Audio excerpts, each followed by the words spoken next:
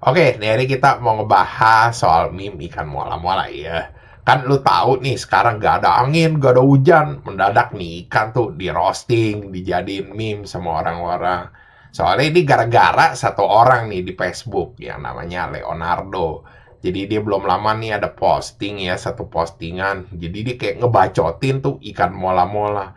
Tapi sebenarnya dia cuma nge-translate doang sih. Jadi nge-repost dari orang yang nicknya itu si Scott Burns. Jadi ada postingan-postingan ya kayak gue bilang roasting lah. Cuma sama dia tuh ditranslate, diganti, dia diadaptasi pakai kata-katanya dia lah. Akhirnya orang-orang pada ngirain nih dia beneran ngerosting ini ikan mola-mola. Banyak yang nge-repost postingannya dia. Habis itu ada yang jadiin meme-meme juga tuh di grup-grup meme. Terus juga ada yang sampai bikin grup grupnya pencinta ikan mola OPM tai lah. Iya, cuma akhirnya dia ada posting juga sih itu link aslinya. Cuma orang udah keburu panas. Nah, itu akhirnya tuh rame di Facebook. Ya masuk juga lah itu ke TikTok. Anak-anak TikTok mulai juga pada posting-postingin ya kenapa ikan mola beginilah, ikan mola begitulah. Ya, tapi itu sih sebenarnya udah lama ya. Dari tahun 2016 atau 2017 tuh udah banyak yang bikin roastingan-roastingan, postingan-postingan. Ya kayak ngejoksin tentang ikan mola-mola ini. Alasannya kenapa? Ya katanya ini ikan tuh goblok banget kesannya. Jadi udah lambat, kerjaannya bengong. Habis itu juga di badannya tuh katanya banyak parasit banget. Kayaknya nggak guna banget gitu buat ekosistem. Dan ini ikan ya udah lambat, udah bengong. Itu kan kalau ikan misalnya dimakan atau dikejar sama predator, ya kabur kan atau gimana supaya ngelindungin diri.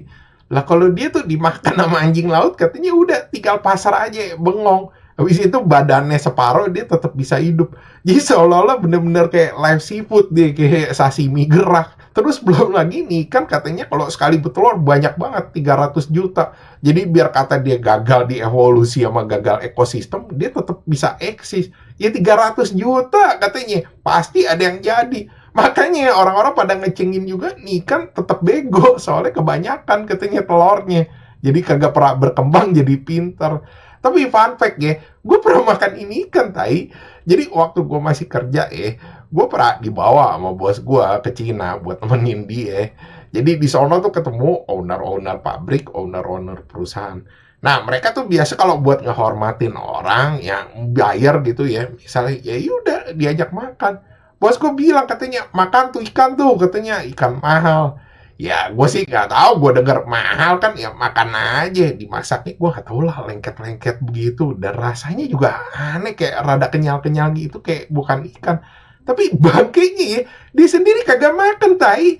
Ya gue nggak tahu lah dia mungkin emang gak suka itu ikan apa dia tahu ada parasitnya.